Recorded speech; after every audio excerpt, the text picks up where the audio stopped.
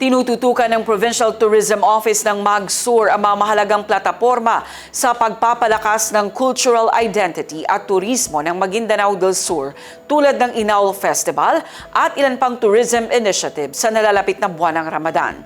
Ang Partners in Peace and Progress story mula kay Marcus Uy.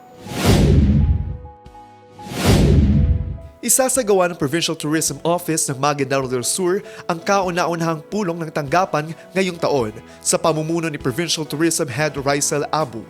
Layunin ng pamahalaang panlalawigan na tiyakin ang ganap na pagkakaayon ng buong tourism team sa vision ni Governor Dato Alimin Timpang para sa mas masigla, inklusibo at responsableng pagpapaunlad ng turismo sa lalawigan.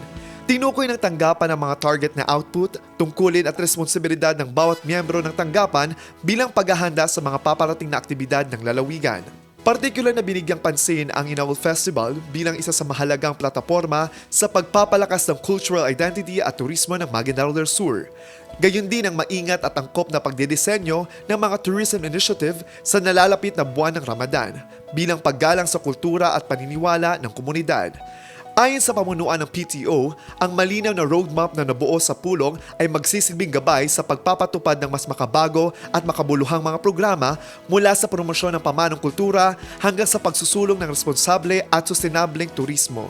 Sa kabuuan, ang unang pulong ng taon ng Provincial Tourism Office ay sumasalamin sa mas organisado at estratehikong paghahanda ng pamahalaang panlalawigan upang mapalakas ang imahe ng Maguindanao del Sur bilang isang umuusbong at mayamang destinasyon habang tinitiyak na ang kaunlaran ng turismo ay kaakibat ng respeto sa kultura at kapakinabangan ng lokal na komunidad.